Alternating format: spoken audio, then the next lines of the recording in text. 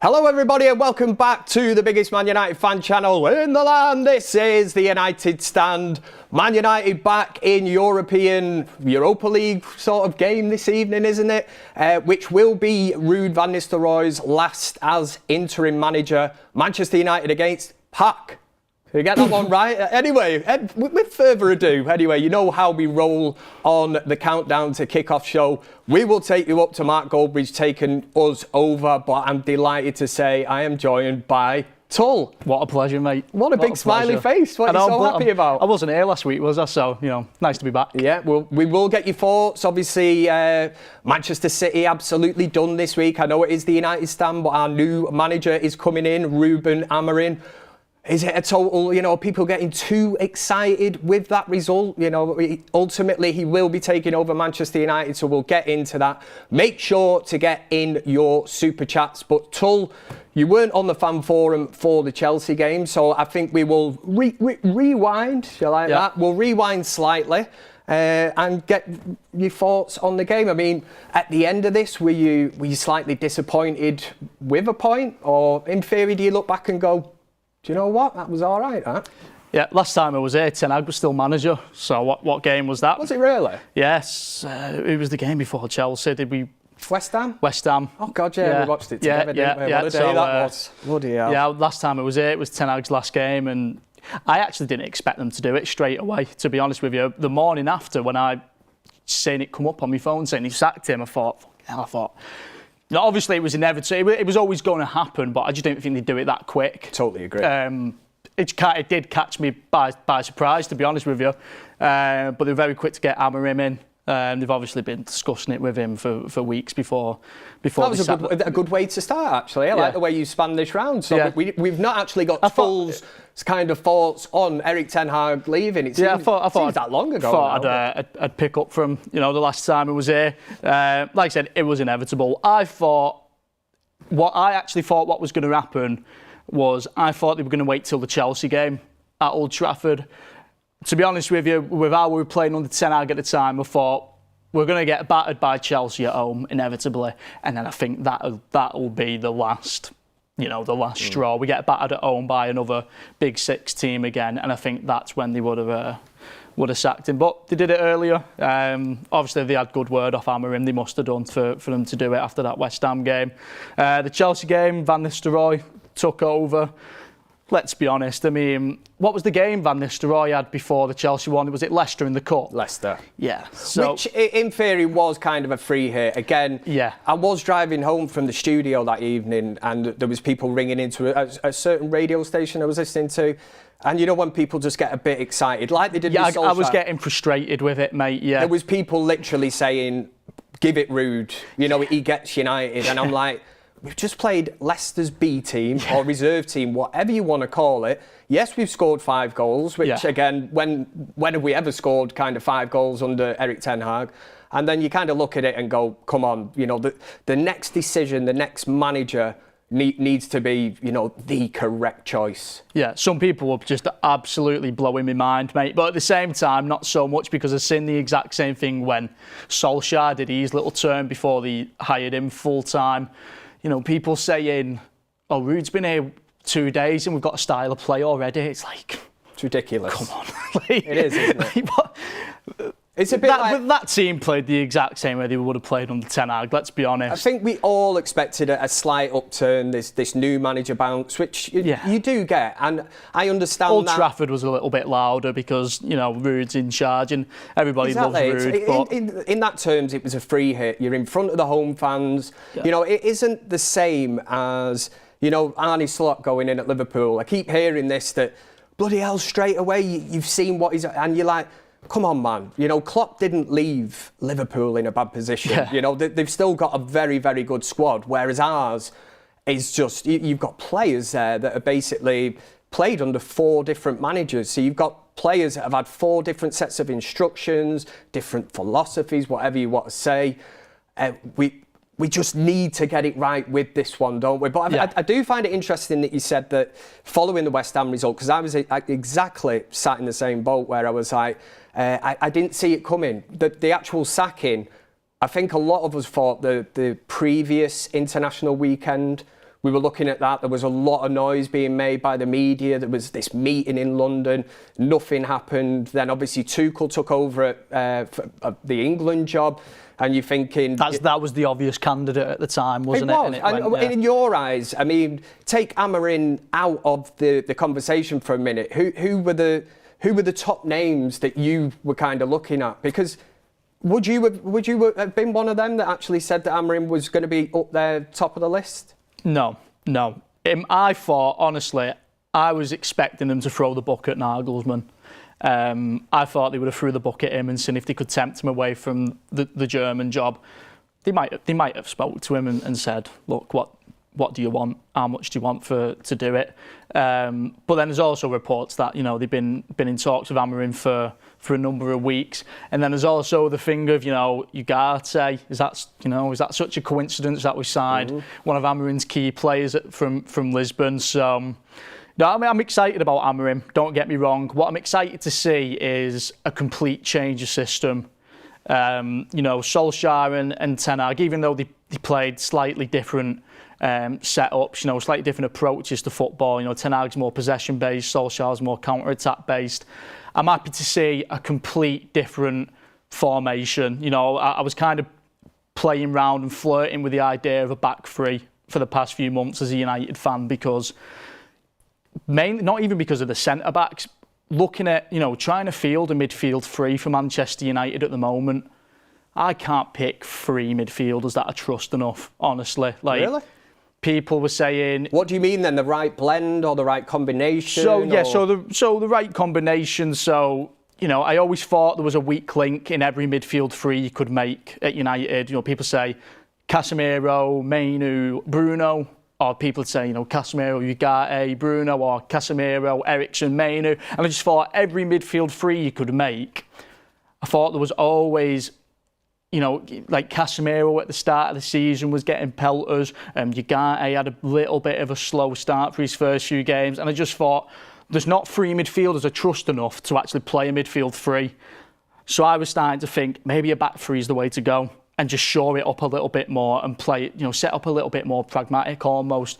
And two in midfield, Ugarte is probably going to be a number one now. You'd imagine so. If Amorim's going to come in and try and replicate the system he had at Sporting, you imagine Amorim's going to play Ugarte near enough every game. If he's going to field his ideal 11, you imagine Ugarte is going to be in there. But then you've got one midfield spot now, which is going to be interesting because you're probably going to see everyone raise the game, likes of Eriksen, Mainu, Casemiro, all battling for that one position. They're all going to want it. They're all probably going to raise the games like hell. Yeah.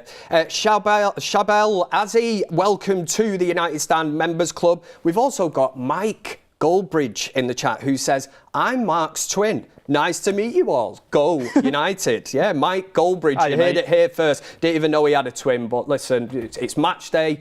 I'm always excited on a match day. I don't care whether we're playing the Red Lion from Withington, the Dog and Duck, Pack, whoever it is. No disrespect to them. I understand that, I'm probably setting myself up because in a few hours' time, if we do get beat, everyone will be like, Kev. I already set myself up on the last Europa League for him and I said, 3 draws out of 3 games isn't the end of the world because our next 2 games against PAOK and whoever else the other one was, I said, they're both at Old Trafford. I went, let's be honest, it's a guaranteed 6 points. So if I anything other than 3 points tonight, I look like a fool. But also, what I am looking at tonight is, if we don't do anything other than win tonight, I think what it'll do is it'll make it very obvious for fans that don't matter what manager's in charge of this set of players, if they can't win 1 out of 4 games in the Europa League, that really shows where this squad's at. There'll still be some idiots that'll be getting this fatness story out of this club. I know we're looking to bring a coach in who's going to try and get the best out of the squad, but come on, man, any squad, under any manager, you can't be can't be not putting a win on the board out of 4 games this is the Europa League we're talking about. Forget the Champions League, forget top 4. This is just the Europa League. If we can't put 1 win on the board from 4 games, then serious alarm bells for that squad. Yeah, fair play. More super chats to get through. Keep getting them in if you've got a question. I was going to say for the panel is Tul. Or if you want to throw some Lee Mack kind of material at me, I'll take it. I've seen that on the Chelsea forum.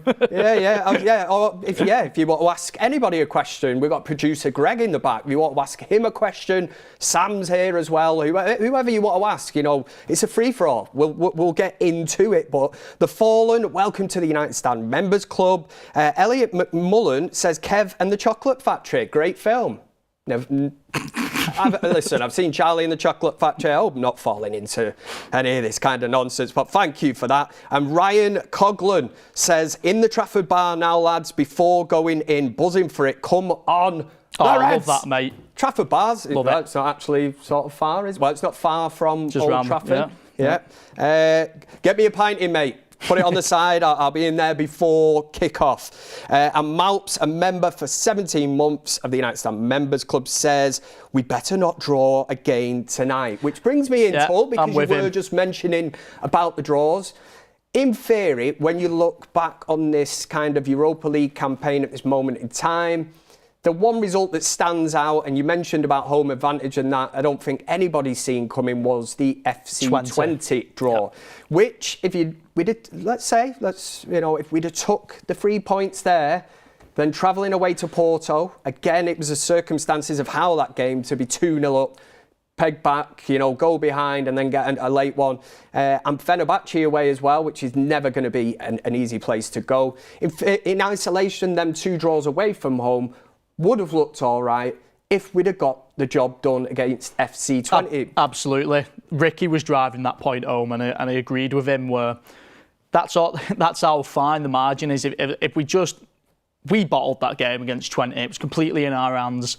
It was a complete, Ericsson was having a mint game, and then just, it was a complete cock up. It was a freak incident where we've lost the ball in their half. It was almost like I think Rashford lost the ball at their corner flag, and then one geezer's ran the entire length of the pitch, and the entire United team's throwing legs in, and just no one can get the ball off him. It was a mad goal to concede, completely against the run of play. But if we just managed to take a couple more chances in that game, take 3 points from that game, you look at the Porto game and you look at the Fenerbahce game and you go, we've not been beat away from home, 2 big points away from home. Now our next 2 games are at home, we'll definitely go through. But because we bottled that first game, it just makes everything a little bit more, there's just more pressure. Do you know what I mean? There's just more pressure now. So, look, I do think they'll win tonight. I really do think they'll win tonight. They did enough against 20 to beat them. It was the same old story of not taking chances. I mean, how many times have we said that recently, Kev? Where, we said the same thing against Chelsea again. I mean, West Ham was just a complete nightmare for it. Eventually, we are going to start putting the ball in the back of the net. This, you hope. Yeah, this can't go on forever, where we just cannot put the ball in the back of the net. Even though a lot of it is on the players.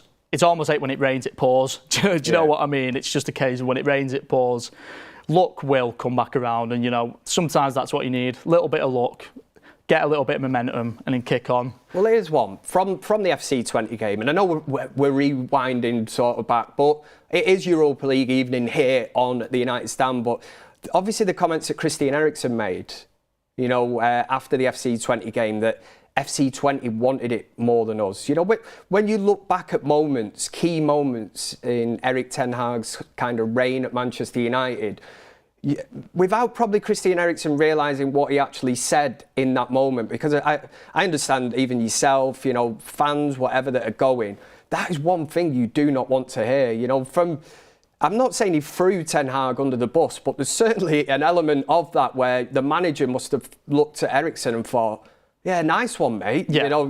You're more or less saying that FC20 wanted to win that game of football more than us. How can that be at United? And then he was in his 3rd season as well, Ten Hag, and it's like, if you can't get the players up for an 8 p.m. game at Old Trafford under the lights, then what else could he do? And I think it was a case of what else could he do? I think they got rid of him at the right time, Kev. Yeah. I say I'm glad to see the back of him, not in the sense of I'm glad to see a man lose his job. I'm glad to see the back of him in the sense that I think he'd ran his course. I think he'd done everything he could do. He wasn't the man for the job. look, we move on to Amorim. Who says Amorim's going to be the man for the job? We have no idea, but I assume he'd probably sign a similar deal, 3 years, something along the likes that Ten Hag did. And we've just got to wait and see, mate. We've had more, let's say, older, more experienced managers that have come into this role. The likes of Van Gaal, Mourinho, where you looked and thought, you know, these are set up for a club like Manchester United. So this moment in time, as exciting as Amorim is of coming in, the brand of football that he plays at Sporting, you kind of look and you think, you know, is he going to be able to replicate that at Man United? And that's a thing as supporters that we all hope. You just mentioned that word before about scoring goals, because we are not clinical, but we live in hope, don't we, each week? And we're hoping all the time. Yeah. Let's say no matter how many, whatever system he sets us up, you know, if he creates this chance-creating machine of a system that's giving us 5 big chances a game, well, with our current rate, we'll probably still lose a lot of games, because it's not just about creating the chances; they've got to go in the back of the net as well. I've got a bit of hope about Amorim. I think United have exhausted a lot of options in terms of getting managers.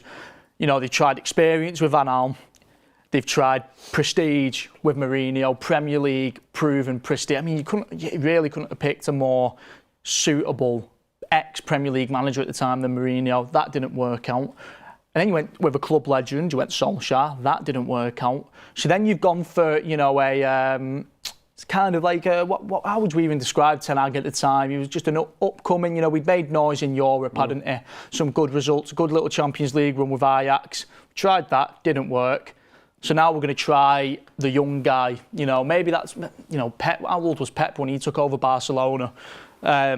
Obviously, it's easy to go, well, Pep Guardiola's one of the best managers of all time. It's like, but they didn't know that at the time. Yeah. You know, they didn't have a clue at the time that Pep was going to be one of the best managers of all time. So I'm here for it, mate. I'm here to see how it goes. Like I said, it's a new type of coach. They don't even call him manager now, do they? Mm-hmm. They're now calling him the head coach, which, again, I don't mind it. It's a new way of doing things. Let's see if it works, because everything else we've tried, it's not worked out. Well, we have got a little bit of an exclusive here for the viewers, the viewers that are watching the countdown to kick-off show for this Europa League game. It involves 3 players that we know are going to be starting this game this evening, which will bring us nicely into, obviously, talk about them players. The first one is, we can confirm, I did say this the other week, I said there was a certain player, I said we need to start a protest in Manchester City Centre every Saturday. We go down with banners that say name, Kev. Free. Is it? Free Ahmad. Yes. Ahmad has been freed, folks. Ahmad starts this evening, and also the preferred, shall we call it the double pivot? That's what the kids call it today, down in the hood, should we say? Ugarte and Casemiro, which Ruud van Nistelrooy has definitely stuck with. I wouldn't say he stumbled upon it. I think he definitely prefers them to sitting in front of a back 4, whether it shields them. But, I mean, let's get first on to Ahmad. Like I say, Kev's protests in Manchester City Centre have definitely paid off here. And as per, like I say, Samsi, great work again. Ahmad starts for Manchester United this evening in the Europa League. One of the questions I was going to ask you would have been, if Ahmad doesn't start this evening, what does it mean? But we know that he does start. So let's flip the question around. What does it mean?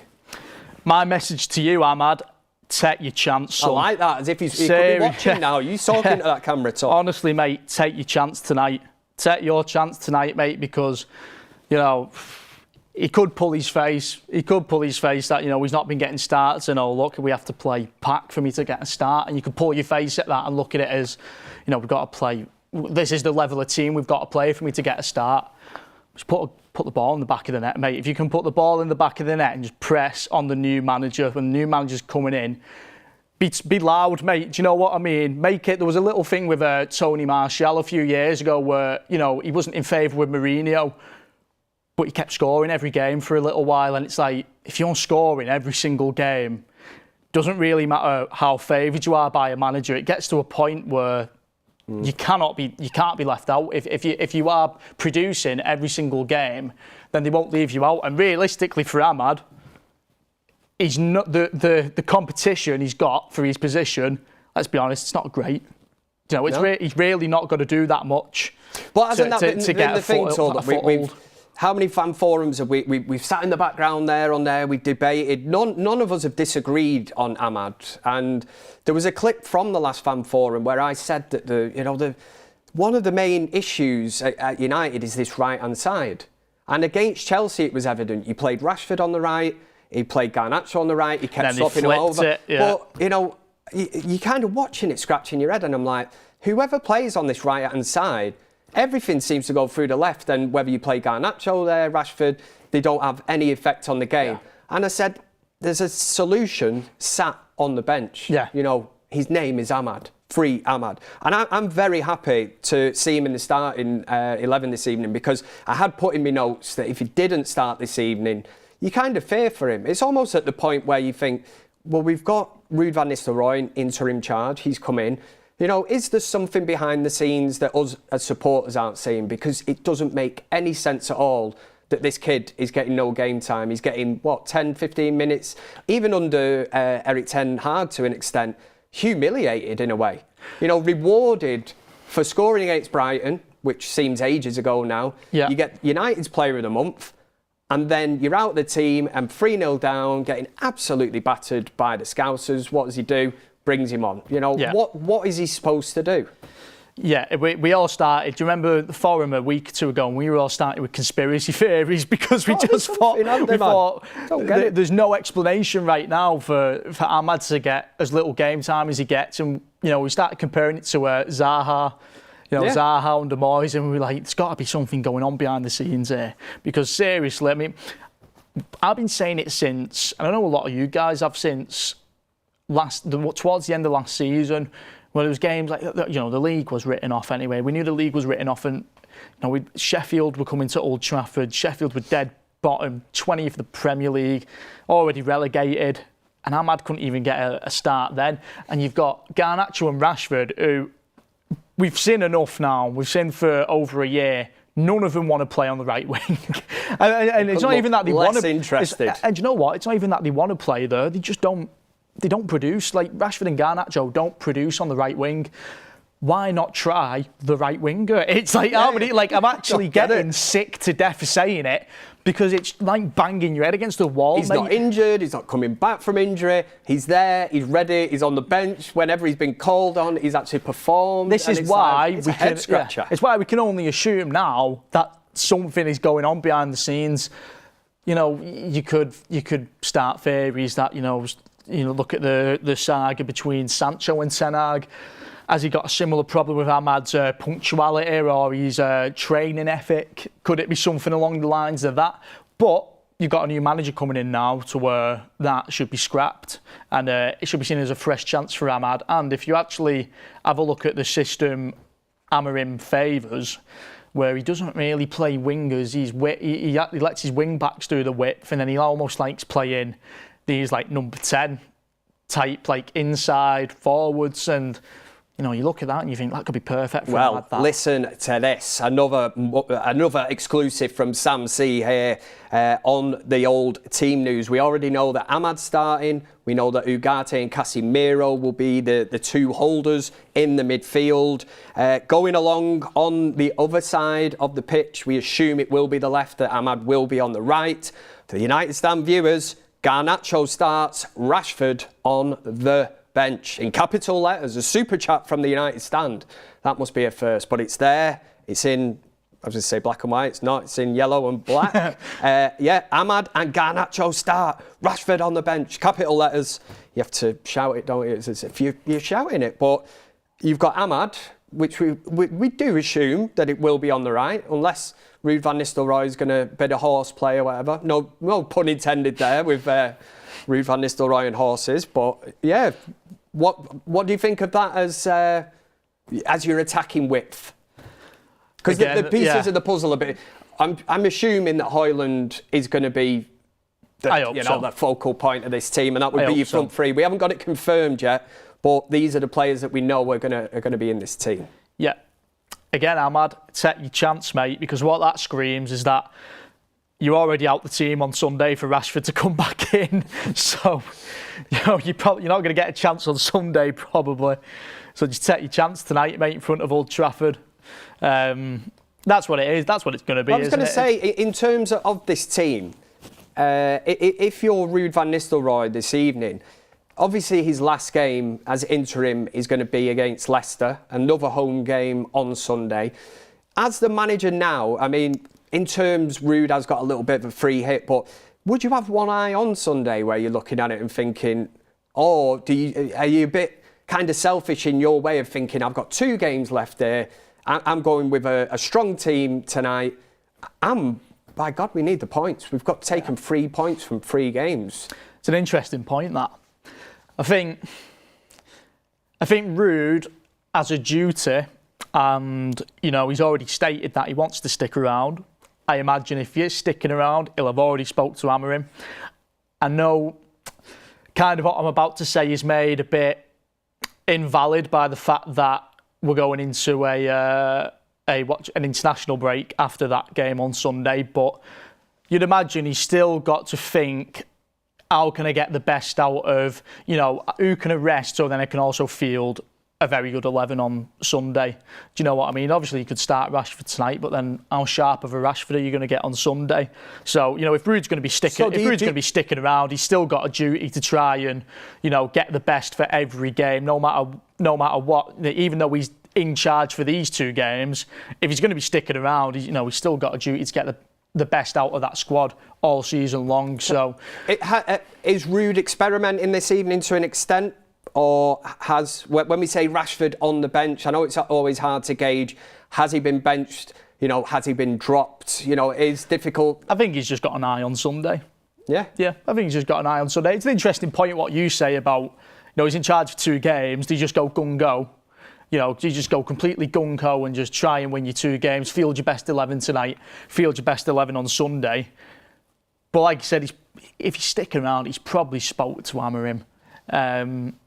And I think it's just a logical thing. I mean, you don't have to be a professional football manager to say, well, the league game is probably the priority on Sunday. I've got my 2 favoured wingers there. I can at least afford to rest one of them tonight. Maybe give him half hour at the end. Yeah, it's just so he's sharp on the weekend. That's all the thinking will be. Yeah. In terms of Ruud van Nistelrooy, I just mentioned that word selfish. I don't mean to tie him down with this, but he's got now 2 games. We don't know whether he's going to be kept on by Ruben Amorim. At the end of the day, sentiment, us supporters absolutely love Ruud van Nistelrooy. He's etched in the kind of fabric of Manchester United where we'll look and say, absolute legend. But you can't just keep somebody on because they were at United, as harsh as this sounds. If Amorim decides, sorry mate, I don't want you, Ruud van Nistelrooy has to use this kind of experience at this moment in time to think, well, if there is a job out there for me, which he will want, and I'm sure if he does well in this interim spell, that other clubs will certainly come calling for him. In a way, this is Ruud van Nistelrooy's own audition, isn't it? If he wants to get a managerial job. And we know that he turned down the job of, was it Burnley? Yeah. So, I mean, regardless of what you say about Burnley, it is in terms of they've been up and down, but they're in a position where if he'd have took over after Vincent Kompany or whatever, they could have bounced back into the Premier League. So I mean, Vincent Kompany is a great example, mate, because you've got a manager there who's gone from Burnley to Bayern Munich. Yeah. So it's like Ruud's probably thinking, I'll have a bit of that. Exactly, taking a Burnley job doesn't seem like bottom of the barrel that much, really. When you're looking at the last Burnley manager who did he get relegated? They got relegated, and then the manager got employed by Bayern Munich. Brilliant, everyone was scratching their heads at the time. So it doesn't seem like that much of a dead end job after all, does it? It always makes me laugh. Football management is the sort of greatest job in the world because it's the only one that you can be really, really shit at your job. You get sacked, but you get paid off. In my day-to-day job, if I'm crap at my job, which I'm not. I'm good, I'm professional. Yeah. But if I was, I'd just be shown the door and I'm gone. I'm not like, say, Ten Hag where I'm getting, actually, here's 14 million as well. See, in theory, you kind of win the Euro million, but deep down, you've not done your job, as Roy Keane would say. You're not doing your job. But yet you get paid off big time, and it's like, it's crazy. It must be the only industry in the world. How many times has Mourinho been paid off to an extent? Yeah, exactly. Boas or whatever it's called. All these managers that come in, they get a big contract. You know, they don't do it. Conte, but you get paid off. You know, here's a ball of money, mate. Off you go, and they'll always find another club as well. Mourinho has probably took best part of 100 million quid. Because imagine, mate, you're fed up with your job and you fold your arms and you go, down tools, lads. Until eventually go, oh, here's your fucking money, here's your money, just go. Do you know what I mean? Do you imagine that in a real life scenario? It's mental. They don't live in the real world, do they? King Felix says, the young trio at the front, how many goals tonight? Should we do a score prediction, Kev? Go on. Or should we leave it till the end? Do you know what? We'll leave that to the end because we will have our ones to watch. I hope you can remember that, actually, but we will save that in a bit. On the players that we know are starting, if for any reason you have just joined us here on Countdown to Kickoff, we know that Ahmad's starting, Garnacho's starting, so we assume that Ahmad will be on the right-hand side, Garnacho's going to be on the left, which is great. It's round pegs in round holes. Instead of square pegs in round holes or round pegs in square holes, which could work. I don't know, but you get the gist of it. You know, we're actually playing players in their preferred positions. And also, if you just tuned in, the news that Marcus Rashford is on the bench and the double pivot of Casemiro and Ugarte. I had them on my...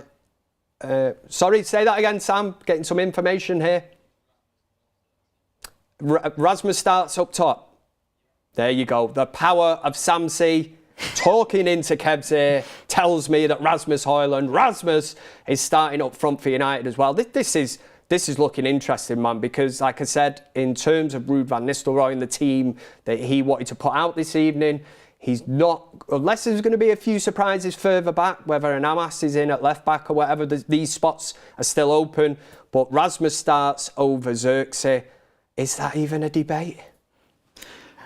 On form right now, mate. I mean, Xerxes, he's struggling, isn't he?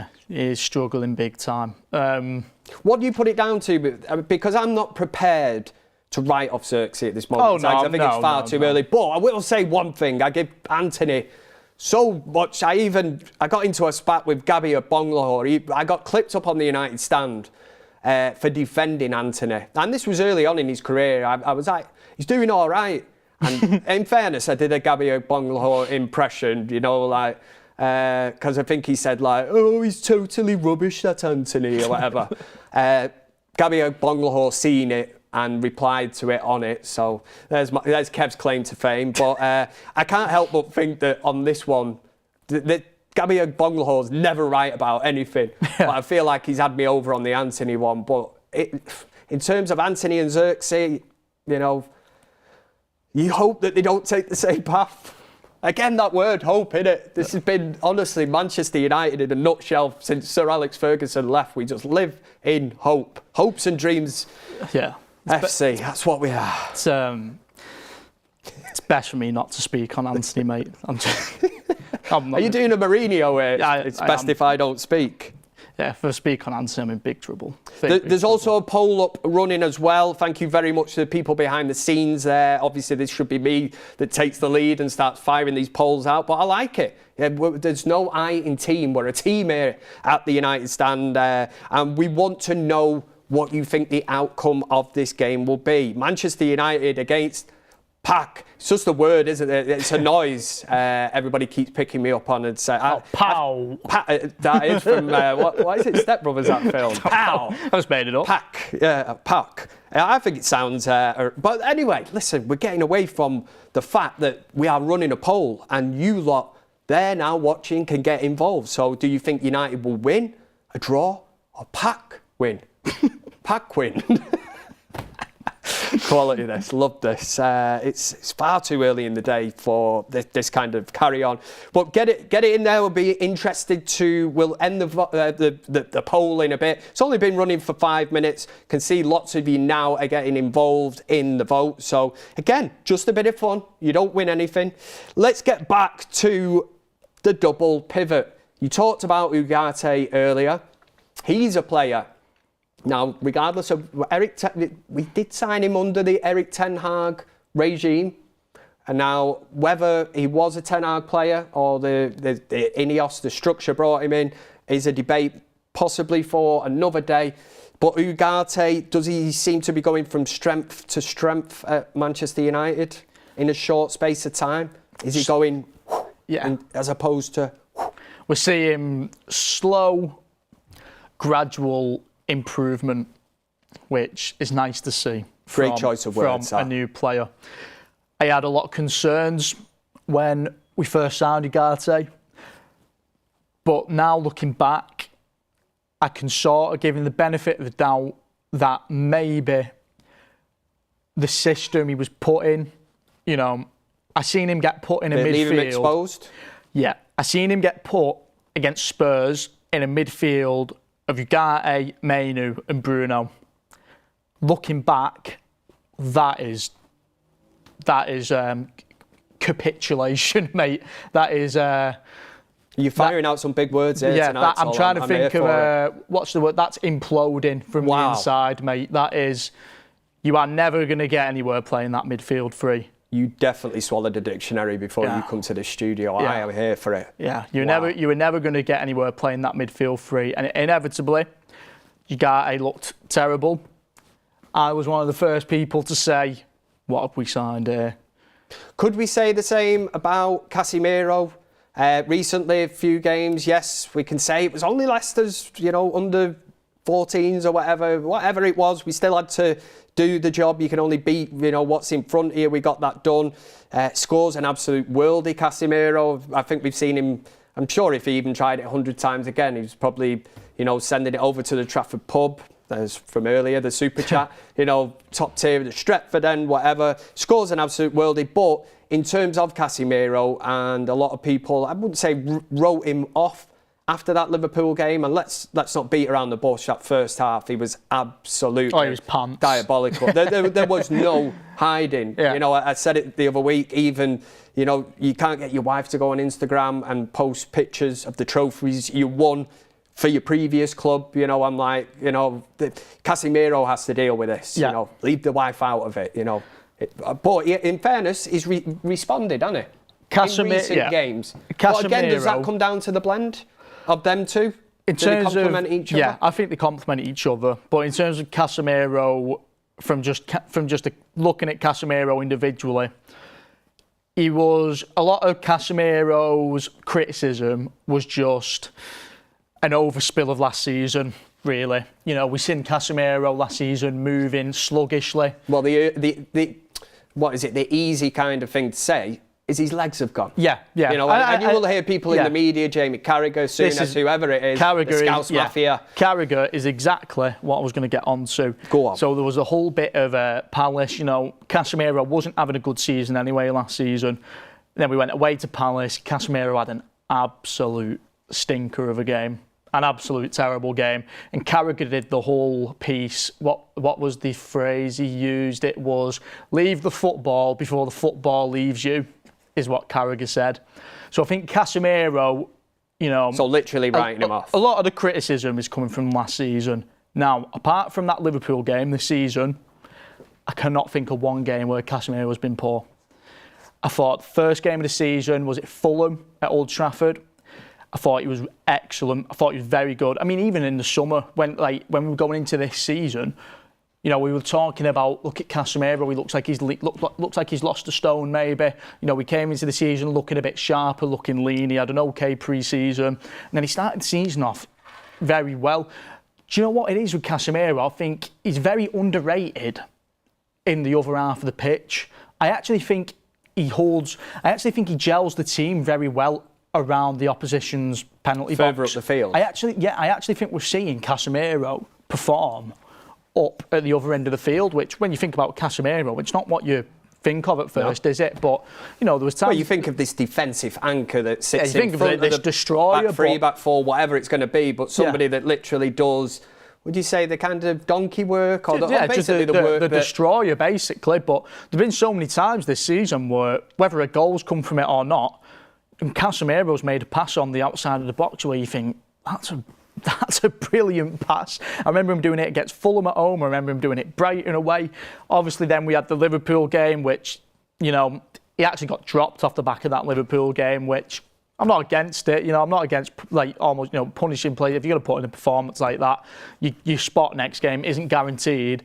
But he's wiggled his way back in the team just off not playing bad. You know, he did go through a phase of looking like he was running like his football boots were actually like concrete blocks. Oh yeah, big time last season. Or like running with, what do you call them, like flippers, you know, that you wear when you run into the sea. However, then again, you can probably now, in hindsight, look back at the system he was playing in. You know, he's playing holding midfield by himself. Can you criticise the coaches and say, you're not getting the best out of a player though? You know what I mean? You've got a player with technical ability of Casemiro. You know, maybe he can't cover the distance, but is it not worth facilitating him with a player who can help him cover the distance, i.e. Ugarte, which we're doing now, and then maybe you get the best out of, let's be honest, Casemiro, 5 times Champions League winner, mate. Yeah. Do you know what I mean? I mean, realistically, who are we to not facilitate a 5-time Champions League winner? I don't care how long ago it was, really. Like, it wasn't that long ago, to be honest. The counter-argument would be, it'd be nice to have that Casemiro that won the fight, you know, to have him in his prime. You know, some people would say, we paid a hell of, 70 million for a player that... And a lot of people had wrote him off, you know, and don't get me wrong, I've sat on fan forums and I've questioned the kind of signing and thought, brilliant, we got 1 season out of him. Yeah. You know, and people will look and go, we've been absolutely done by Real Madrid again and this and that. But, I mean, in terms of the way he's playing at the minute, you can't really ask for much more. You know, the previous kind of regime not made him the pin-up, but they obviously got the idea that they could bring in this world-class player in Casemiro. And even at the time, I didn't think 70 million. I didn't really take his age into consideration because I was spoon-fed the fact that he was the best player in that position in the world. So when you're bringing in somebody like that, you can't not be excited by it, can you? Well, we've seen enough now over his 3rd season. We've seen enough now to say he can't do it by himself. Whether it's age, whether it's the fact that it's the Premier League. Do you know what I mean? I mean, how many times do you hear people say, you know, I think Capello said it about Xerxes the other day about, you know, coming to the Premier League, the pace of the game is completely different. It takes players a while to adjust, and some players don't adjust. Some players just simply can't do it. But you can link it back to what I said earlier about playing a midfield free. Playing a midfield free usually means you're playing one holding midfielder. I didn't trust Casemiro to do it by himself because, you know, there like those instances like Palace away, like Liverpool at the start of the season, instances like that make you go, he can't do it by himself. But then Ugarte, I didn't think had the technical ability to do it by himself either. What would be nice is if you had both of them, like a nice, you know, if you could mix both of them and get like, you know, if them two had a baby. That's the type of player you'd want to be your sole holding midfielder. But we've not got that. You can't do that. Two blokes can't. Yeah, we can't make 2 blokes have a kid, unfortunately, and that kid might not end up being a football player anyway. But if you want to get the best out of both of them, change the system, which is, you know, that's what we've done. We've played 2 holding midfielders now, and I think it's shored it up a little bit. I think the midfield looks a bit more sturdy. Continue to get your super chats in. This is Countdown to Kickoff. Obviously, we're here to warm you up before Mark Goldbridge takes you through the actual watch-along. Make sure you get involved in the vote. Who's going to win this evening? Will it be a draw? Do you know what? I've seen 6%. I can only assume that the people that have infiltrated the actual chat can only be rival fans. I mean, who, for God's sake, thinks that I can't even say the name properly. PAOK are going to win this evening. But I tell you, 6% think that they are going to win this evening. So we will have to see. We can bring you the team. It's asking me to update. This is not the time for it. We've got serious team news cracking off here. Are you ready, Tul? I'm ready, mate. For the team news. Here we go. In net, Anana. I'm trying to work this one out very quickly. I'll run through the names, then we'll... Oh, there we go. What a guy. Anana, Dalot, Lindelof. Wow, Ricky's going to be absolutely buzzing. He's going to be buzzing when I say the next name. Johnny Evans, Oh, yeah. Mazraoui. So that is your back four. We already knew that Casemiro and Ugarte were going to play in this double pivot. We already know that Ahmad has been freed. Free Ahmad plays on the right-hand side.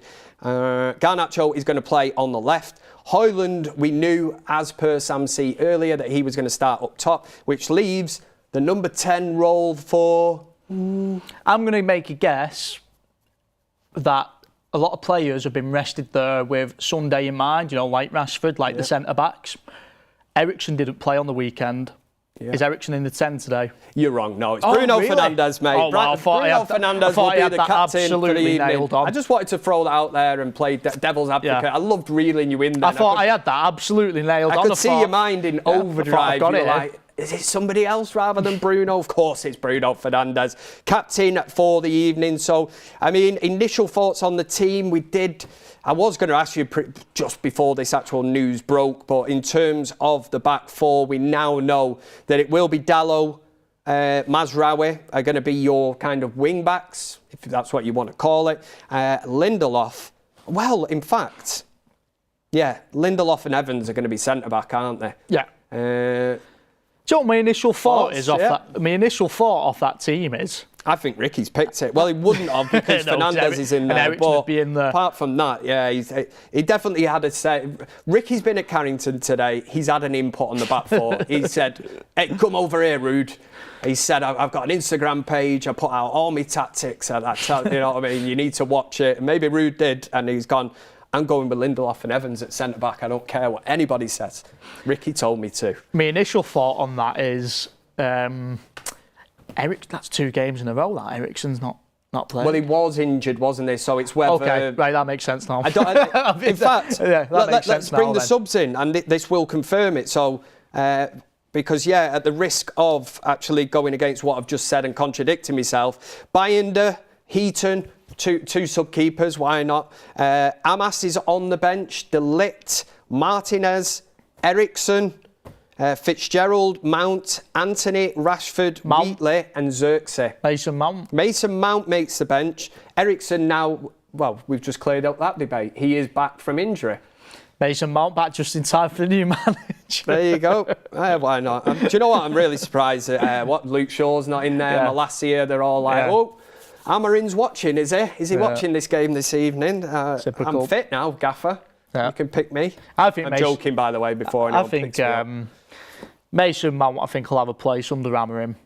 I think I was having a look at Amorim's system, Kev, the way he sets up, and do you know with these like wingers, but they're not wingers, they're number 10s, they're saying, and I worry for. Maybe not worry, because I think it might be nice to freshen things up a little bit, but I just don't see how Rashford and Garnacho gets into his system. But on that left-hand side, I think Mount could be that guy. I think he did something similar for Tuchel at Chelsea. And I think if I had to field my best 11 on that Amorim system, I think Mount would be that left wing, left number 10 position. If Amorim is going to play this 3-4-3, we spoke about this the other week, actually. There is going to be one player in that attacking third of the field that is going to miss out. Because unless you break the Premier League laws or Europa League laws and play an extra player, it's not going to work. Like, if he is going to go with the 3 at the back, your 2 wing backs, your 2 holding midfielders, 1 further forward, whatever it's going to be, he will not be able to do that. But I think that's what's refreshing more than anything. I can just see on my screen, joining us live from Old Trafford for this, there is the big one. Let's forget the Champions League last night. The Europa League is where it's at, and I will not have a bad thing said about it. But hopefully Beth can hear us loud and clear. Can you hear us? Yes, I can hear you, Kev. Can you hear me? Loud and clear, loud and clear. Me and Tul are here. We're kind of reacting to the breaking team news. I've just said that I think that Ricky has infiltrated Ruud van Nistelrooy's mind, and we are assuming that Lindelof and Evans will be playing at centre-back. But Beth, surely it shouldn't be too much of a struggle this game this evening? Well, yeah, you'd like to think that, Old Trafford, and no disrespect to PAOK, they were champions of the Greek League last season. They are second in the Greek League right now, so no disrespect to them, but you'd like to think at Old Trafford that this team's more than capable of beating them. What I do think is if Erik ten Hag was still manager, you'd probably have De Ligt and Martinez in there, potentially. But I did say on the show in the week that I do think we should rotate a few players. I mean, we know Martinez has been injury prone for Manchester United in the past. You want to keep him fit. Ahmad needed to start. I think Lindelof and Evans are more than capable against his team. I mean, Evans, we know, has been really good when he's been needed to step in. Lindelof, yeah, okay. I know he can sometimes be Lindesoft, but I think in this game he'll be fine. So you do have to rotate. We've got a big game at the weekend, but this is important. Like, you can't just expect that PAOK's going to turn up here and it's going to be an easy game because, you know, Manchester United haven't won a game in the Europa League yet. We have to get 3 points tonight, so it is an important game. There is still, you know, some really good players out there on the pitch. Well, on paper, really good players. And I reckon we'll be fine with this lineup, hopefully. You kind of just answered me next question then, which was, has Ruud van Nistelrooy kind of got one eye on the Leicester game? But obviously you have answered that, so you're absolutely firing here, Beth. You'll be gone in about 20 seconds here. One thing I will say is that Højlund starting up front is very interesting because Xerxes has been starting the cup games, hasn't he? And started the last Europa League game in Fenerbahce. And yeah, Højlund starts today. So as much as, you know, you do want to rotate and keep players fit, he obviously sees Højlund as a better option in this game. And I did say in my road trip video, Ruud's been watching, hasn't he? He's been watching the forums, he's been watching Ricky. And I did say in my road trip video that Højlund's got to start in this game because this is the game where you could see him getting goals. And with the games coming up and with Amorim coming in, you want him on some good form. So interesting for Xerxes that he finds himself on the bench when he was playing in these games. And that's for him to come on off the bench, because I think he will get minutes and prove, you know, why he was signed. A lot of people are disappointed in him. And Ruud will want to sign off in style. Obviously, this is his last Europa League game in interim charge at Manchester United. And he's stuck with this Casemiro Ugarte kind of double pivot. Is that what we call it? Beth's shaking. Yeah. She's agreeing. She's like, yeah, that's what we call it. Were you surprised to kind of see that again? Or looking at the personnel, we know that Eriksen is on the bench. They've played well, haven't they, Casemiro and Ugarte have done well as that too. Me and Tul were just talking about how well they've actually complemented each other, and they both seem to just have raised the game slightly. Yeah, we spoke about this on the forum, didn't we? That they do seem to complement each other, like each other's strengths and weaknesses they kind of cover up for. So, you know, we know Casemiro, even though he can be sloppy on the ball at times, he can be really good at getting forward in them forward positions. And sometimes that he breaks the line so well with an amazing pass, and he's done that over the last couple of games. So Ugarte's there to kind of mop up any danger, and he gets about the pitch. He's Casemiro's legs. I feel like what Casemiro lacks in legs and energy and engine and pressing, Ugarte provides. And what Ugarte maybe lacks in the final third, Casemiro provides. So obviously, you know, Casemiro's good aerially, he's a goal threat. Ugarte's not really seen that side of him yet, but he's really good at pressing and closing down the space in the midfield. So I do think they complement each other, especially, you know, Casemiro's experience, he's got a very good mind, and Ugarte brings that youthfulness and that engine to the midfield. So I do think they complement each other.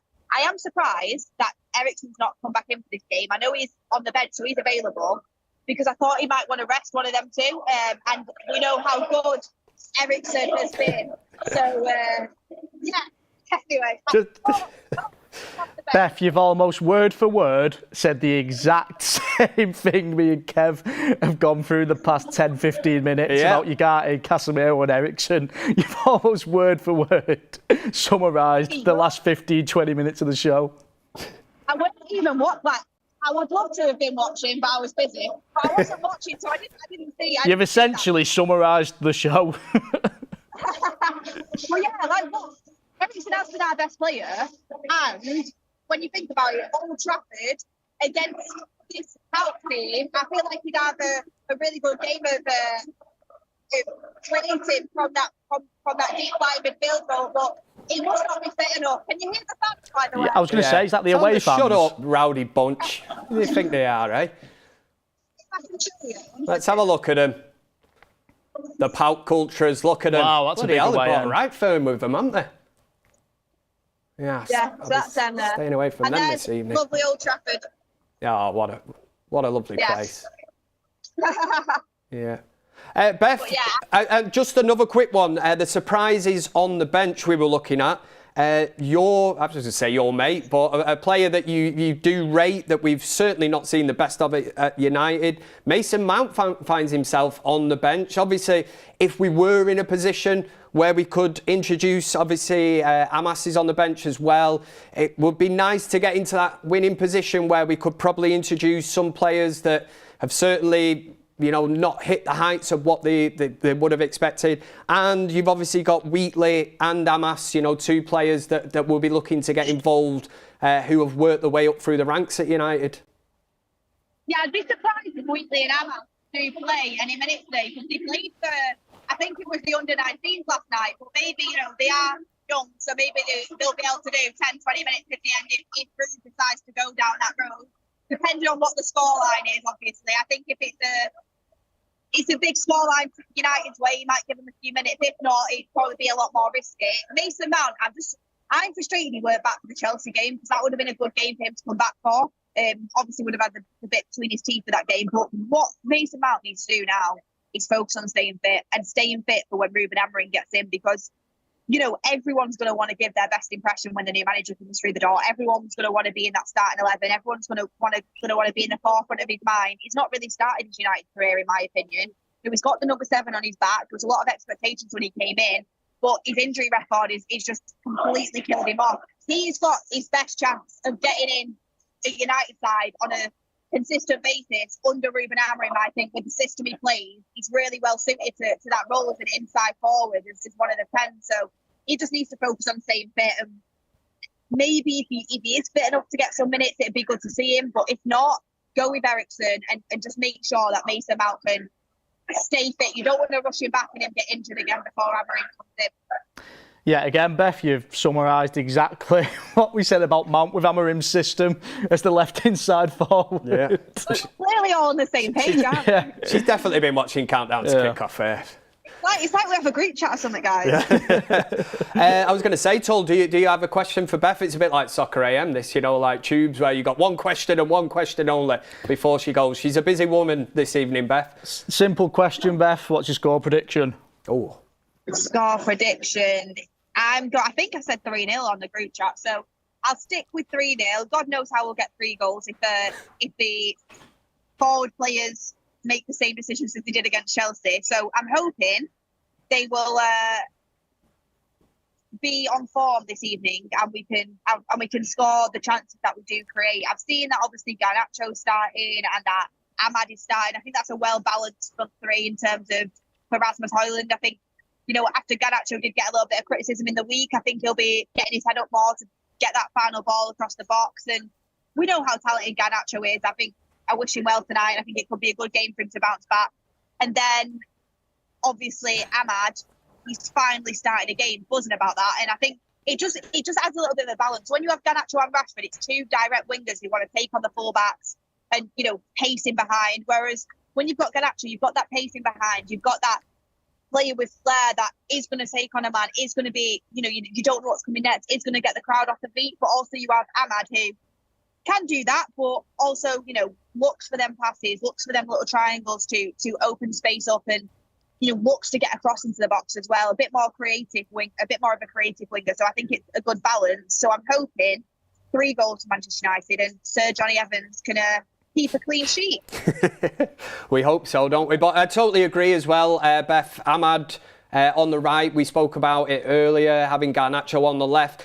We're back to a point of putting round pegs in round holes, as opposed to the kind of opposite, which for me, I'm here for it. I think the team has got good balance, and Ahmad on the right, I just hope he shines this evening, because I think we've called for it on fan forums so many times. We're scratching our heads. We don't understand why he isn't getting game time, but he's got a big opportunity this evening in the Europa League. I think Ricky will be buzzing with the starting 11, and I think, when you said about balance there, I actually do think it is one of our most balanced starting 11s in terms of, you've got fullbacks in fullback positions, Dallo and Mazraoui. okay, yeah, maybe the centre-back pairing could be a bit stronger, but I trust Johnny Evans and Lindelof. You know, he's not a bad player. Midfield three, like you say, Ugarte and Casemiro really balance each other out, and you've got Bruno Fernandes, that creative sort of 10 there, and then the front three, we talked about the balance there. So it is a balanced 11. I'm feeling positive for tonight. I'm feeling positive. Watch this. Roll back the clips and I'm here like, oh, we've still not got a winning duo.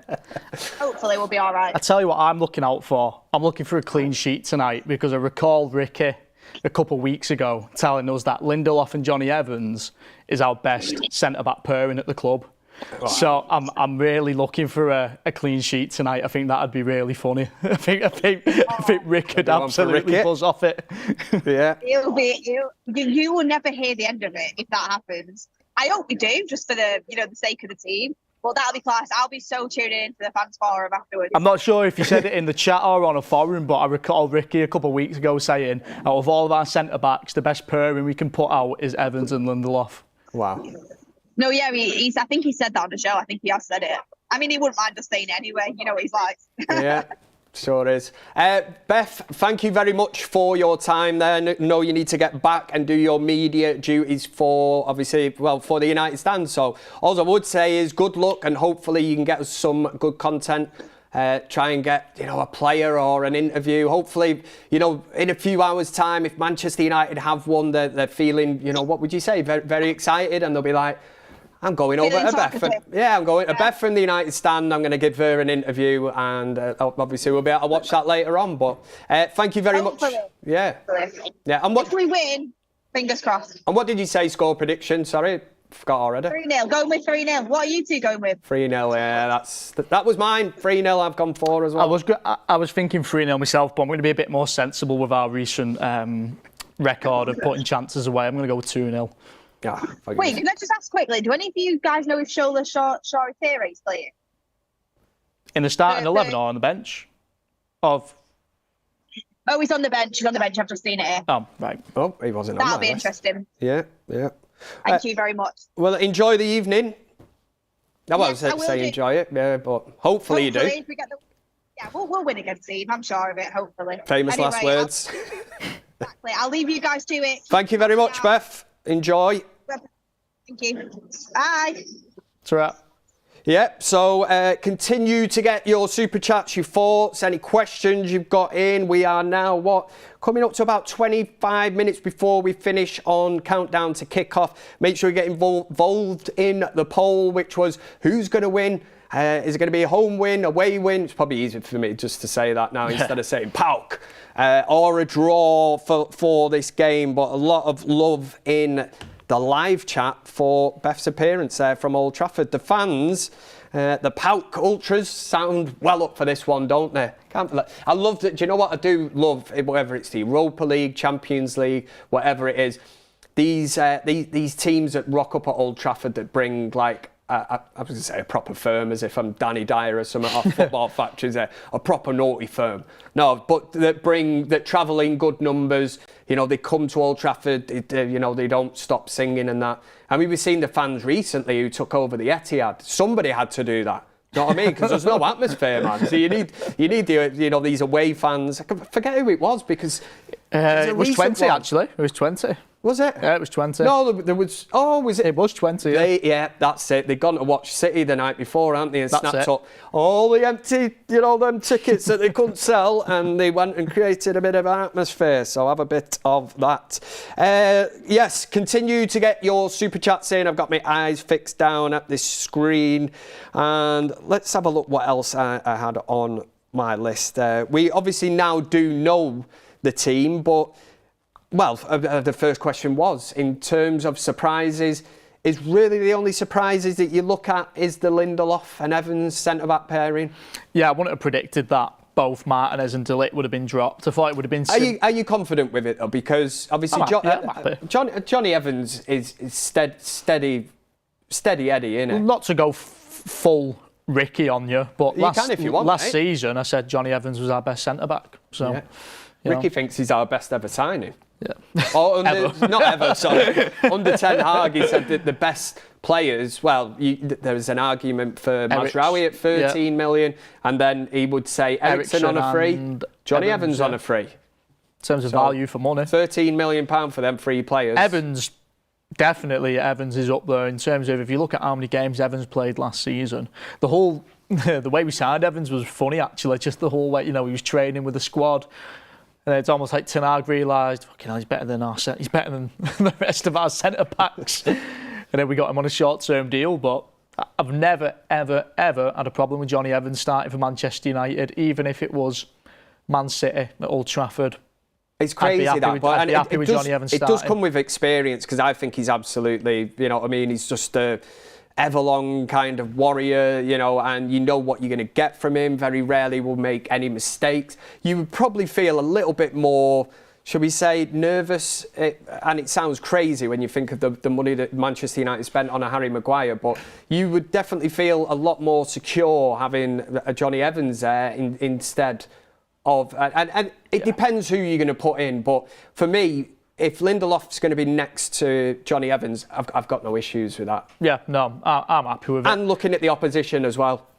Yeah. Again, I don't set myself up here this evening, but... yeah. Well, mate, Johnny Evans started in some of our, our big clean sheets this season, like Villa away, big clean sheet. Johnny Evans played that game. So it's not like Johnny Evans is this 5th, 6th choice centre-back who we just throw in when, we do play a PAOK at Old Trafford. Johnny Evans can slot in at any game. So to me, it's not that like shocking or daunting to see him playing. I know some fans are probably going to go, well, Johnny Evans starting, get Van Nistelrooy out, what's he doing? And there will be people like that. Where's Dillet, where's Martinez? But like I said, Johnny Evans, our best centre-back last season, so I've got no issue with it.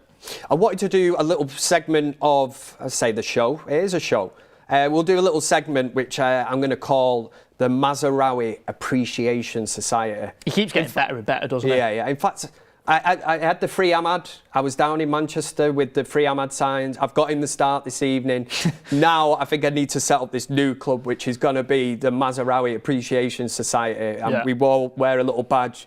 We all nod at each other when we see in the pub or the chippy or on the bus, and we go, he gets it, Mazraoui. Yeah. But in terms of £13 million, when you look at the money that Erik Ten Hag spent, if we say nearly 90 million on an Antony, nearly 60 on a Mason Mount, there's a lot of money and you've not seen much of a return. But on Mazraoui, you look at him in a short space of time and you see what he's doing. He is probably one of the players this evening I might have looked at this evening and thought, maybe give him a rest. With Leicester coming up at the weekend, if anyone bloody deserved it, it's Mazraoui. But how impressed have you been with him as a signing for the money that United have outlaid on him? Yeah. The intensity he brought... I thought you were just going to end that and then go, yeah. The intensity he brought against Chelsea, how good was that to watch? Just every time that winger got the ball... He was man of the match. He was head and shoulders above anybody else. If you could have 11 players wired into that same kind of thinking as Mazraoui in that game, he was just tapped in as if, we are not losing this game. I am on an absolute mad one here. And he was, but in a great way as well. Yeah, no, it was mint. I don't understand why. I've not seen anything from Mazraoui yet, which made me go, maybe that's why Bayern let him go for 13 million quid. As of right now, I just don't understand why they let him go so cheap. I mean, we were on, remember what Countdown to Kickoff was that? Where the news actually broke that we'd signed Mazraoui and Dillit in that double deal. Was it before that? Yeah, it was, wasn't it? Or was it the Community Shield? It'd be the Community Shield. Still a cup final. Yeah. Unless you lose it. No, it'd be the Community Shield. It'll be the Community Shield, Yeah. But we were, weren't we? And we sat here and I remember we were discussing Dillit, whereas the Mazraoui one was a bit more under the radar, not as established as Dillit, who's captained Ajax as a teenager, been at Bayern Munich, whatever, Whereas Mazraoui, like I say, a bit up more under the radar. You were thinking... It was a bit out of the blue, wasn't it? It's not like there was loads of talks of this club's looking at Mazraoui, that club's looking at Mazraoui. It was just kind of like on the day, it was like Manchester United signed Mazraoui. It was like, oh, nice. Good deal, good deal, wasn't it? Kaiser, in with a super chat, says Gary Neville's restaurant forced into liquidation. Listen, I don't even know whether that's true or what. I'm certainly not going to sit here and what we're supposed to do, celebrate. Condolences, maybe. Condolences to Gary Neville. I'm sure he'll survive. He's a multi-millionaire. I'm sure he'll be all right. Sure he won't be scratching around looking for his next sort of, mortgage payment. Hiya, Big Sam. Yeah. Steady the ship. There you go. And we go back to managers earlier that have made a shitload of money out of being shit. Oh, yeah. Sam Allardyce, prime example. Although Bolton fans will say at a certain time when he had Kocher and whoever it was like running the show, they were great times. But yeah, another manager who's probably made a ball of money. I mean, even when the FA had to get rid of him. He's the only manager in He made history. a ball of money when he was manager. He's got a 100% record, Big Sam, hasn't he, for England? He only managed one game. Made a ball of money Big at Sam England, keeps that one on the QT, and he's over in Dubai on his Lilo or whatever, and he's telling somebody that doesn't know who he is, he'll be like, 100% record, me, with England. Yeah, how many games do you manage? One. Nad Weber says, is Evans the greatest Red ever? Whole career. You might be shocked, mate, but I'm not going to say ever. I'm not going to say the best get your ever. super chats in and they get answered. I'm not going to say ever. That's a good one.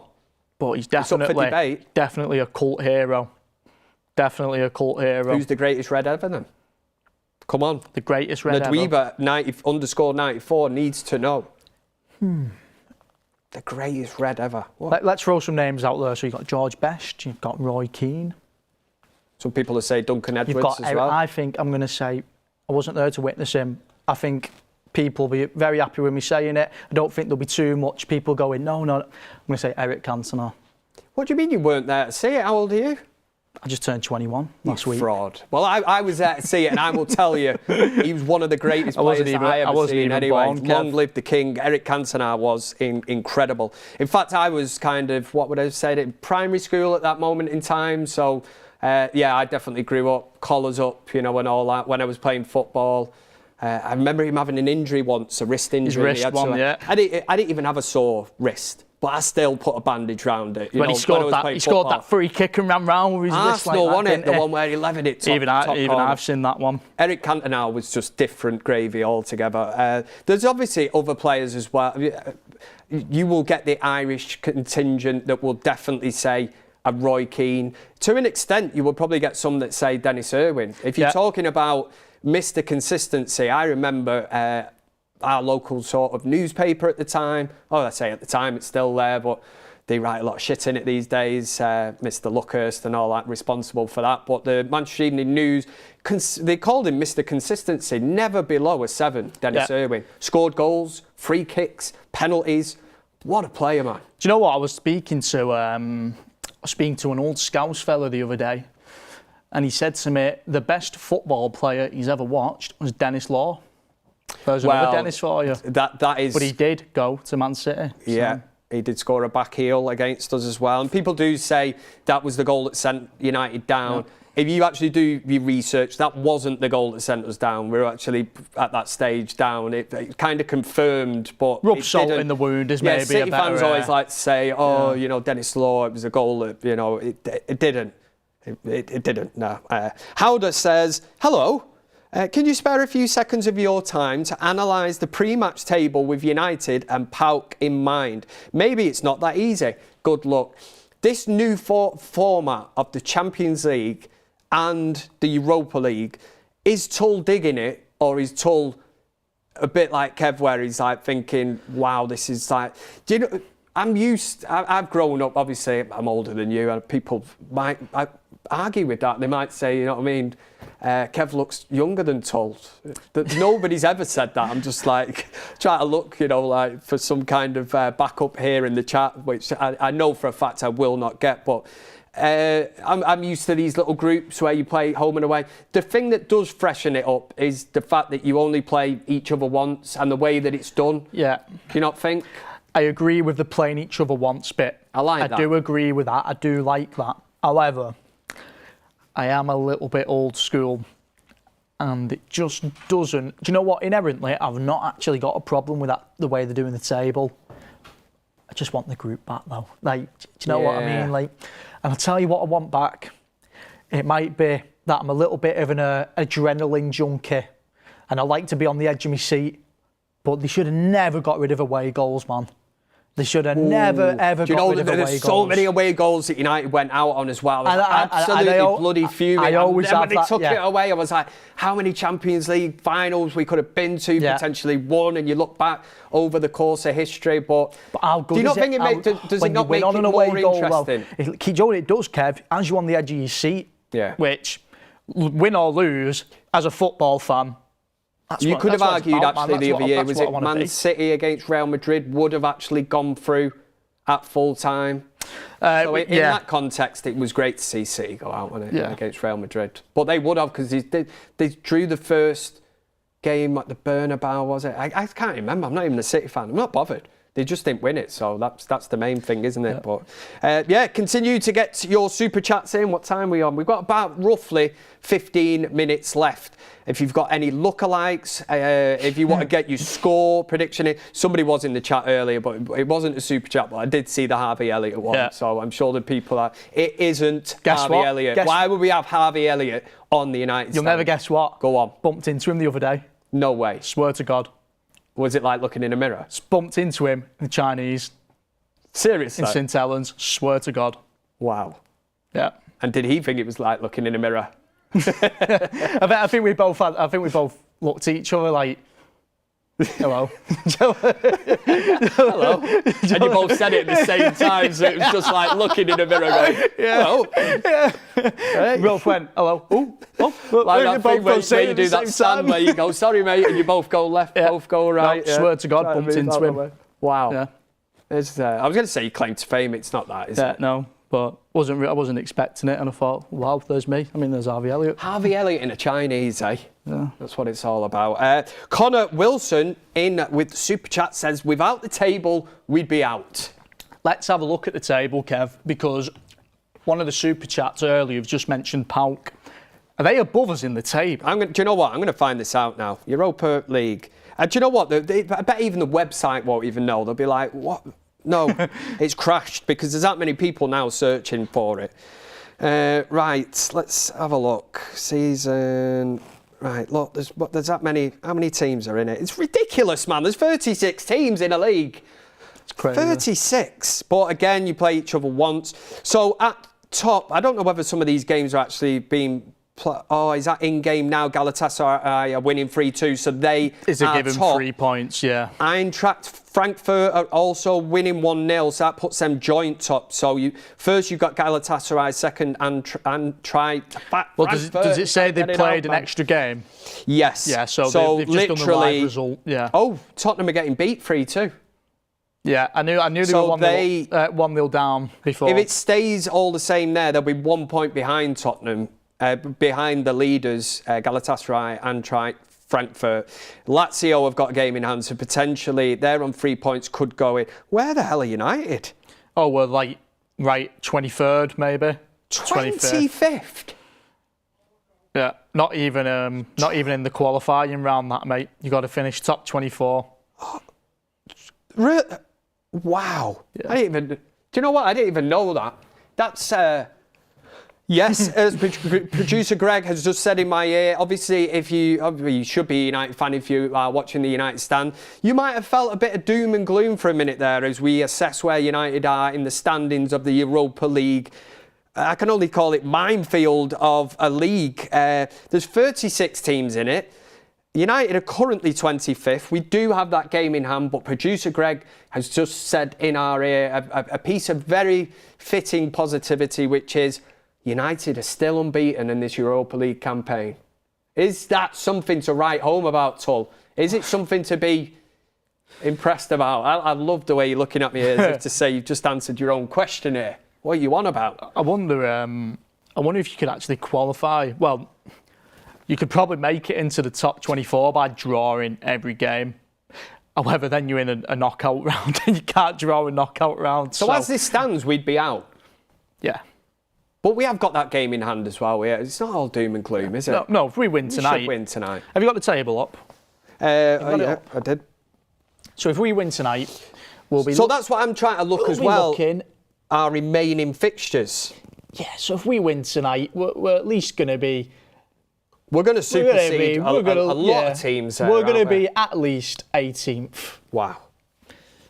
Is that our level? Europa League? Hold on, 20 played 4 games. Yeah, they've played 4 games. Yeah, we could be looking as high as 14th if we can win tonight. But we might have to put a few goals in the back of the net to get us above on goal difference. And I think that Ruud van Nistelrooy has definitely picked the team to do that this evening. I've got my eye on we've not done play to watch, Kev. Oh God, yeah. I was literally about to say who me play to watch was. This is where I get bogged down. That would have been such a lovely transition into my play to watch. I'm going to blame you actually, because I did tell you the Europa League table, it hurts my head. And I still haven't got my head around it. So I was trying to educate myself then. So we've got bogged down 5 minutes there of that. What I will say is, Connor Wilson, thanks for that. Without the table, we'd be out. Sean W51, welcome to the United Stand Members Club. And Noah says, Evans and Lindelof starting makes me feel less good about Ahmad starting. It's like they are just being rotated. Wish Garnacho was benched too, though. It's a democracy. You can have your say. Continue to get your super chats in. Let us know your thoughts on the game. Are you confident, or is this, going to be one hell of a night, but not in a good way? Players to watch. We do this on every countdown to kick-off, and this one is no different. It would have been if Tul had not have reminded me, because I would have just totally forgot. Well, do you know what, Kev? If it wasn't for you mentioning scoring goals and putting the ball in the back of the net, it wouldn't have reminded me of me playing to watch. Put it there, sunshine. So, this is teamwork. This is what it's all. Like I said earlier, there is no I in team. Let's go. Ones to watch. Is it just one player you've picked? Pick one player. Remember, I was late to the studio here, late to the party, as they say. Yeah. If it was a party, I wouldn't have been late, but I was late today. I picked one player, Kev. Yeah. I picked Rasmus. Reveal to the United Stand community who your one to watch is. We played to watch today, Rasmus Højlund. Good choice. Because we need goals. We need that ball in the back of the net.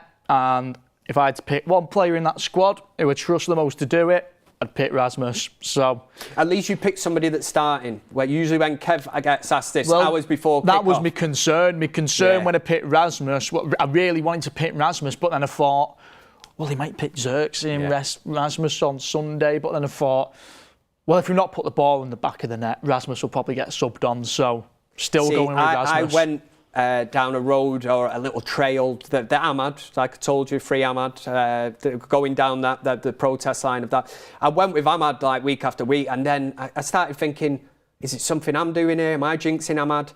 So in full thingy today, when I was asked who you want to watch is, I was going to go with Ahmad, and I've not, and he starts this evening. Something to that. Maybe there's some kind of witchcraft in that. Who knows? But my one to watch, Rasmus Højlund, I think is a great choice. I think he's a player that definitely feeds off confidence. You could argue that he feeds off service, and he's certainly been starved of that. Won the penalty against Chelsea. You've got to be there. You've got to, throw your body in the way. The weight of pass from Casemiro to Højlund against Chelsea. Great ball, that. Yeah, in the words of Borat, wow. Very nice. It was incredibly nice. Great way to pass. Højlund finds himself in them positions, and he needs a service, doesn't he? Yeah, I saw a very interesting stat the other day. It was comparing, I'm not sure whether it was for all competitions, I'm not sure whether it was just for the Premier League, but it was comparing how many shots Garnacho's taken this season, Rashford's taken this season, and Højlund's taken this season. Garnacho's was insane. I think Garnacho would have like 25, 26 shots. 2,500 shots. Yeah. Every first half. Obviously not surprising because we watch United every week, Kev. So Rashford's was up there as well. I think he was near 11 or 12, maybe. Rasmus was like 4, 5, something like that. So where it's like, we've got to sort that issue out. We've got to create more for Rasmus. And, maybe Rasmus has got to do a little bit better himself and maybe create a little bit more for himself. But I almost look at that and you think, the first thing you look at that and go, well, that's back to front. Why is your striker not having the most shots? But if your winger's having the shots, then your winger's not getting the ball to the striker. So there, straight away, those three statistics, those three numbers, shows you one of the biggest problems we've got at Manchester United at the moment. You could say alarm bells are ringing. I think the alarm bells will ring for Amorim because I don't think there's any place. I hope so, I really do. I really hope to see because we know already from Amorim's system that he likes these inside forwards. He likes his...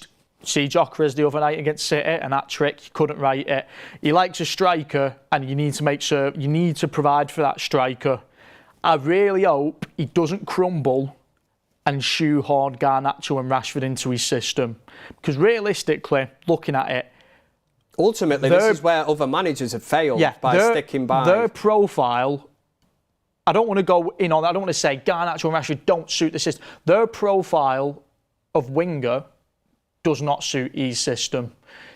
They don't really... I suppose Rashford is a bit better for it than Garnacho is, definitely, but they don't create. Their number one priority is not to create for the striker. I really hope Amorim stands his ground and puts players in that complement the system. I really hope he doesn't try and just fit other players in and, you know, try and just get You'd them hope in he'd there. crack the whip. I really hope he stands his ground. You're going to love this one. I was actually going to rip it out in the fan forum. I might do later because there'll only be you here, but you would be hoping that, you know, certain players in this squad, that Ruben will Amorim. Hammer it into him. You're having it, Amorim. No, actually, Amorim say, come on. Amorim. You need, there you go. The chat will probably be like Kev out. I'm sure there'll be a lot of that. But let me just do these super chats very quickly. Christian, welcome to the United Stand Members Club. Ross says, saw the table in half like a magic trick, and have 2 leagues of 18 and top 8 go through from each. What sporting players would you take? I think there's one main one. We all know, yeah. We don't even have to say it. I'll tell you one more thing about the table, Kev. We didn't even check where PAOK were. Yeah. Where are PAOK on that table? That's 31st, oh, okay. so they're below us. So okay. we've got a chance here today. We also, Al Gassim, welcome to the United Stand Members Club. Ron United says, sorry, Garnacho, our fullback, do not understand boundaries. And Chad, a member of the United Stand Members Club for 27 months, what a long time, says, away goals robbed us of reaching the Champions League final back in 2002 with the final in Glasgow. Got to remember that. Against Bayer Leverkusen. It needs to stay gone. Christian says, Garnacho seriously needs to feed the ball into the box more. He is so selfish. No wonder why the strikers don't score. And just before we actually wrap up and hand over to Mark Goldbridge, if anybody was even bothered about Kev's one to watch, I didn't go with Ahmad. He starts tonight. I'd like to think that I'm kind of responsible for Ahmad starting this game in some kind of strange way. But I think I know who you've gone with. go on, have a think. It's not Christian Eriksen. Is it Ugarte? It is. I bet you've seen the sheet from. I've not seen anything, mate. Yes, went with Ugarte. I thought you would, yeah. Why has Kev gone with Ugarte? I just thought he was the next obvious choice behind Rasmus, mate. You're freaking me out, Tom. I'm not a mind reader. It's Darren Brown tackle this. Maybe it's just great minds think alike, mate. Could be, but I've gone with Ugarte. Yeah, I'd probably give it away earlier when we were waxing lyrical about Casemiro and Ugarte as that too. Could have gone with Casemiro, but no, I just think Ugarte is getting better and better, and for the reason that you said that Ruben Amorim got serious talent out of this guy, you know, at Sporting before he obviously headed off to Paris. And I do look at that and I think if you're looking at a system, if it is going to be this 3-4-3, that I think Ugarte could be vital to the way that he wants to play. And that is one player that he'll be able to come into the squad, put his arm round and say, I've got this. I'm sure he won't say that. And regardless of technical ability, the same way we said about Mazraoui bringing intensity, Ugarte also brings a similar South American intensity where we're just in players' faces all game long, and I think we could benefit from having more players like that. Have a full 11 of players like that, mate. Let's build the all 11 and just intense players who are just running round and getting in people's faces and chopping legs up. Ron United says, Kev, I meant fan base, not fullback. Oh, right, sorry. Let me just go back to this because it was a super chat. Good job I just went into the live chat then. See, people always go, oh, does he read out super chats? And I do keep a brief eye on the United Stand Ultra chat. Anyone from a Thursday night will know that. So, sorry, Garnacho, our fan base do not understand boundaries.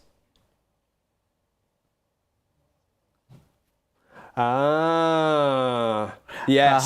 Well, okay. in terms of Mourinho, this might be my time to say that if I speak I am in trouble. Is that how he sounds? If I speak, I'm in serious trouble. Serious trouble. Yeah. Or I could just say Arsene Wenger and say I did not see it. I'll have to say I'll see later on and see what we're going to do. But make sure once the video is uploaded, you get in there, leave a comment. What I would say, and for the first and what might be the last time, oh no, we're on the fan forum in a bit, aren't we? So should we send Mark a message? Yeah, well, show your appreciation for this video. For me and Tul, we've just done an hour and a half. It's just like two mates talking. I do enjoy Countdown to Kick Off. Make sure to finger the like button. That's what I would say. Anybody who's going over to Mark's stream, I want you to fill the chat up with. Don't do any injuries or sheep emojis. Honestly, I'm not getting.